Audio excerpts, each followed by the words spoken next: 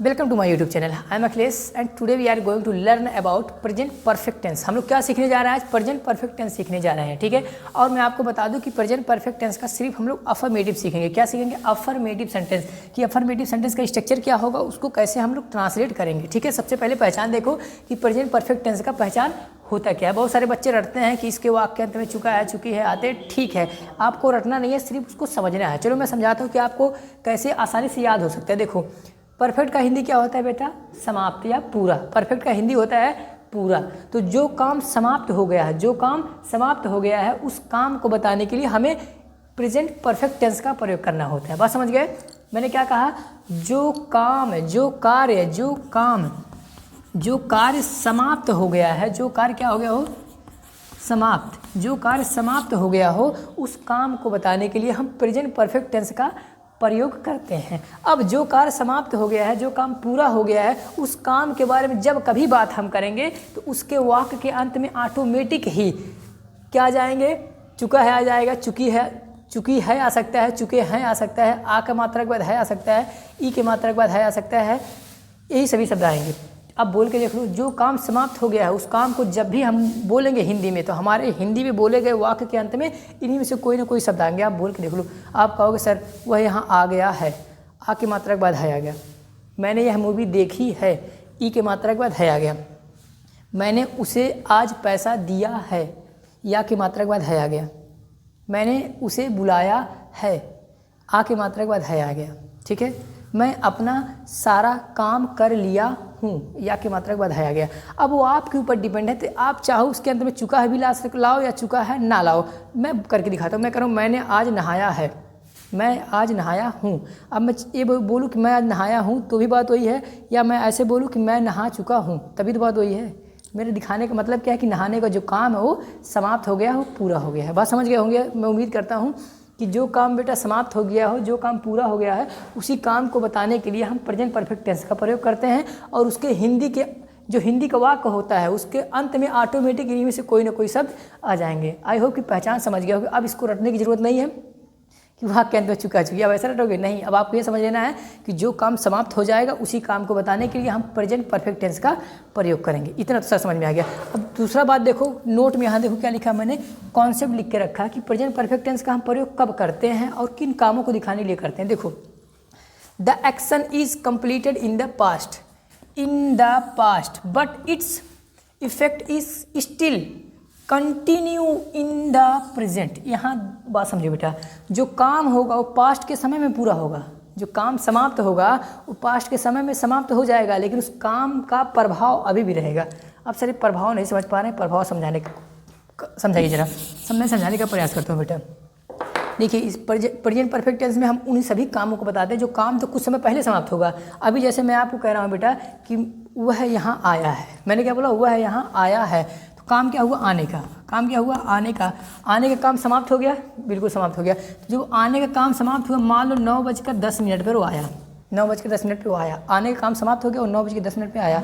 अब उसके आने का प्रभाव क्या हुआ कि अभी भी यहाँ पर वो है। अगर वो यहाँ पर वो व्यक्ति मौजूद है तो काम का प्रभाव है। अगर व्यक्ति आया था और चला गया तो मैं थोड़ी बोलूँगा वो यहाँ आया है, मैं बोलूँगा वो यहाँ आया था करके बोलूँगा। लेकिन वो आया और अभी भी यही है, वो व्यक्ति यही है, तो आने का जो प्रभाव हुआ वो मतलब व्यक्ति वहाँ पे मौजूद है। नहीं समझ पा रहे? दूसरी में एग्जांपल देता हूँ, आपको समझने का प्रयास करना। आप कहते हैं कि मैंने यह गाना सुना है। क्या बोला आपने? मैंने यह गाना सुना है। काम क्या हुआ? सुनने का। सुनना काम आपका हुआ सुनना, ठीक है। आपने काम सुनने का काम कब किया? कुछ समय पहले किए रहते हैं, लेकिन जब दोबारा फिर से कोई ये गाना आपको सुनाता है तब आपको याद आ जाता है कि अरे ये गाना तो मैंने सुना है। तो लेकिन जब आपने इस गाने को सुना था वो घटना तो बीत गई थी, समय पुराना हो गया था, लेकिन उस सुनने का प्रभाव क्या है कि वो गाना अभी तक आपको याद है, अभी तक आपको याद है। बात समझ पा रहे हैं? दूसरी बात मैं कह रहा हूँ, कोई कहानी होता है, कहानी आप कहते हैं अरे यार मैं तो यह कहानी पढ़ा हूँ, मैं यह कहानी पढ़ा हूँ। तो जब काम हुआ पढ़ने का, पढ़ना, काम हुआ पढ़ने का, काम हुआ, ठीक है। और ये घटना कुछ दिन पहले हो जाता है, कुछ समय पहले हो जाता है, लेकिन पढ़ने का प्रभाव क्या हुआ कि अभी वह कहानी आपको याद है। बात समझ गए।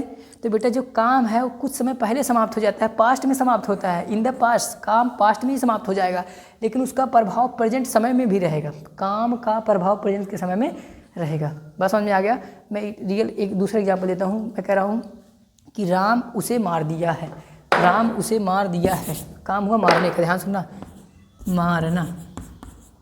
बेटा रटना नहीं, अगर आप समझ गए प्रेजेंट परफेक्ट टेंस को तो आप ऐसे चुटकी में सेंटेंस में बनाएंगे, आई प्रॉमिस यू।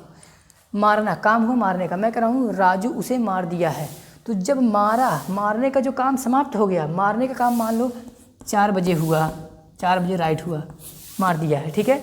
और इसका काम का प्रभाव किया हुआ कि वहाँ एक डेड बॉडी है, डेड बॉडी है, बात समझ पा रहे हो, डेड बॉडी वहाँ मिली है, ठीक है। तो काम का प्रभाव किया हुआ कि उसका रिजल्ट वहाँ सामने दिख रहा है। आई होप कि आप बात समझ गए होंगे, ठीक है। अभी मैं और सारा समझाऊंगा, जब मैं एग्जांपल दूंगा फिर से मैं बताऊंगा कि प्रभाव क्या हो रहा है। फिलहाल अभी आपको क्या करना है, सबसे पहले आपको हेडिंग डालना है कि प्रेजेंट परफेक्ट टेंस हेडिंग डाल लेना है, उसके बाद उसका आइडेंटिफिकेशन लिख लेना। अब आपको यहाँ रटने की जरूरत नहीं है, क्योंकि मैंने आपको बता दिया है कि जो काम समाप्त होगा उस काम को जब कभी तुम बोलोगे या लिखोगे, उसके वाक्य के अंत में ऑटोमेटिक इन्हीं में से कोई ना कोई शब्द आपको देखने को मिल जाएगा। उसके बाद नोट डाल के कॉन्सेप्ट लिख लेना है। ये लिखने के पश्चात आपको क्या करना है, फिर डालना है अफर्मेटिव। हम लोग इस अफर्मेटिव भी पढ़ेंगे। अफर्मेटिव सेंटेंस हेडिंग डाल देना है। उसके बाद फिर लिखना अफर्मेटिव कैसे बनाया जाएगा। सबसे पहले हम इंग्लिश लिखेंगे सब्जेक्ट का, उसके बाद हैज़ या हैव दोनों में से कोई एक हेल्पिंग वर्ब लिखेंगे। उसके बाद जो भी मेन वर्ब होगा, जो मुख्य क्रिया होगी, उसका थर्ड फॉर्म लिखेंगे। उसके बाद ऑब्जेक्ट, ऑब्जेक्ट लिखेंगे। अदर ऑब्जेक्ट के बाद हम अदर वर्ड आएगा तो वह भी लिख देंगे। अब बहुत बच्चे समझ नहीं पाते सर सब्जेक्ट क्या होते हैं, हेल्पिंग वर्ब तो खैर यहाँ लिखा हुआ है, मेन वर्ब मतलब क्रिया होता है जो उसका काम है, ऑब्जेक्ट क्या होता है। यहाँ बच्चे कंफ्यूज होते हैं, सब्जेक्ट क्या होता है, ऑब्जेक्ट क्या होता है। तो बात सुन लो, इस वाक्य के अंदर कोई ना कोई काम होगा, कोई ना कोई काम होगा, उस काम को करने वाला कोई तो व्यक्ति होगा, कोई तो पर्सन होगा जो उस काम को किया होगा। बिना किसी के कोई काम हो सकता है, कुछ भी नहीं हो सकता बेटा। पत्ता भी अगर हिलेगा तो हवा के कारण हिलेगा, नहीं तो पत्ता भी नहीं हिलता अपने से। तो जो काम होगा उसको करने वाला कोई व्यक्ति मौजूद होगा, तो जो उस काम को जिसने किया है, जिसने उस काम को किया है, उसी को हम कहेंगे सब्जेक्ट। मैंने कहा राम मुझे मारा है, तो राम मुझे मारा है, तो राम एक आदमी था जिसने काम किया मारने का। काम कौन किया, मारने का, राम ने। तो राम क्या हो गया, सब्जेक्ट। मैं मोबाइल चोरी किया हूँ, मैं मोबाइल चुराया हूँ, सॉरी मैं चोर नहीं हूँ, कोई दूसरा व्यक्ति था। मैंने मोबाइल चुराया है, काम कौन किया, मैंने। काम क्या था, चोरी किया, क्या, मोबाइल। तो काम कौन किया, मैंने चुराया ना। तो जो काम कर रहा है उसी को क्या बोलते हैं, सब्जेक्ट बोलते हैं। वर्ब तो समझ के जो उसका क्रिया होगा। ऑब्जेक्ट का मतलब होता है काम किसके ऊपर होता है, काम किसके ऊपर होता है उसे कहते हैं ऑब्जेक्ट। मैं अभी और भी इसको अच्छे से समझाऊंगा कि ऑब्जेक्ट होता क्या है। फिलहाल आपको क्या करना है, इसको नोट कर लेना, ठीक। अब सर हेल्पिंग वर्ब हैज़ कब लगाएंगे, हम हैव कब लगाएंगे, ये भी बता दीजिए जरा। देखो जब हैज़ का प्रयोग करना होगा तो हम जब सब्जेक्ट हमारा ही होगा, ही का हिंदी होगा वह, सी का हिंदी भी वह होगा, इट का हिंदी होगा यह, या तो नाम, नाम का हिंदी तो नाम ही होगा। आपको अगर सर इसका भी हिंदी हुआ है, इसका भी हिंदी हुआ है, तो ही का प्रयोग बेटा मेल के लिए और सी का प्रयोग फीमेल के लिए। स्त्रियों के लिए हम सी का प्रयोग करेंगे और पुरुषों के लिए ही का प्रयोग करेंगे। इट का मतलब तो निर्जीव चीज़ के लिए होगा, इट का होगा, और ठीक है, और नाम तो नाम हो जाएगा किसी का भी। हैव का प्रयोग हम कब करेंगे, जब सब्जेक्ट हमारा आई मतलब मैं, बी मतलब हम, यू मतलब तुम या आप, दे मतलब वे, या फिर यहाँ क्या लिखा नाउन हो, मतलब 2 नाम हो, 3 नाम हो, 2 नाम हो, 2 नाम, तो देखो मैंने लिखा नाउन है, नाउन 2 नाउन हो जाए तो भी बहुवचन सब्जेक्ट माने जाएंगे, ठीक। तो अब आपको क्या करना है, सबको नोट करना है। अब मैं बारी बारी से जितने सारे सब्जेक्ट हैं मैं सबका एग्जाम्पल दिखाऊंगा, and after me you have to make sentences on this topic, then you can learn this. तभी आप बेटा इसको सीख पाएंगे। मेरे बाद जब आप इसको प्रैक्टिस करेंगे सेंटेंस बनाएंगे तो मैं इसको मिटा रहा हूँ सेंटेंस। मैं उम्मीद करता हूँ कि आप हेडिंग डाल के डेफिनेशन लिख चुके होंगे, सॉरी आइडेंटिफिकेशन लिख लिए होंगे, नोट लिख लिए होंगे और ये स्ट्रक्चर लिख लिए होंगे। अब मैं आपको दिखाता हूँ एग्जाम्पल। सभी जितने सारे सब्जेक्ट हैं मैं सबका एक एक सेंटेंस बना के दिखाऊंगा। मिटाऊँ मैं, ठीक, मैं सबका बना के दिखाऊंगा। हैज़ कब आएगा, हैव कब आएगा, वो भी मैं आपको बताता हूँ। बस आपको फोकस करना है, क्लास कंप्लीट देखना है और साथ ही साथ आपको नोट बनाना है। तो सबसे पहले मैं सिंगुलर सब्जेक्ट से शुरू करूँगा। हाँ, पहले मैं वह से शुरू कर रहा हूँ। मैं कह रहा हूँ कि वह आज यहाँ आया है, वह आज यहाँ आया है। देखो हिंदी देखो, वह आज यहाँ आया है। इसके बाद मैं हिंदी नहीं लिखूँगा। देखो वह आज यहाँ आया है बेटा, काम कौन किया आने का, आप बताओ। जो काम करेगा वही सब्जेक्ट होगा। आने का काम कौन किया हुआ है, वह को इंग्लिश में क्या बोलते हैं सर, ही बोलते हैं। अब देखो ही के साथ मैंने क्या लिखा था, वर्ब हैज़ आएगा तो सब्जेक्ट हो गया, हेल्पिंग वर्ब लगाओ हैज़, तो ही हैज़ हो गया। अब आना मतलब होता है मेन वर्ब, आना मतलब कब, थर्ड फॉर्म कम ही होता है। So he has come here मतलब यहाँ पर, आज मतलब today. So he has come here today. अब देखो आने का काम उसका पता नहीं कब हुआ, आने का काम कुछ समय पहले हुआ होगा, लेकिन जब मैंने कहा कि वह आज यहाँ आया है तो उसके आने का प्रभाव यह है कि जो व्यक्ति आया था वो अभी भी वहाँ पर है, यहीं पे वो व्यक्ति है, इसलिए मैंने बोला कि वह यहाँ आया है। आने का काम तो कुछ समय पहले हुआ होगा बेटा, 1 घंटा 2 घंटा 10 मिनट 20 मिनट पहले हुआ होगा, लेकिन आने का प्रभाव क्या हुआ कि यह जो व्यक्ति है वो अभी भी यहीं पर है। बस समझ गए। चलो सी का बनाते हैं। अब बेटा जितना पॉसिबल हो सके अब ही पे सेंटेंस बनाओ, ठीक है। उसने मोबाइल चुराया है, he has stolen the mobile.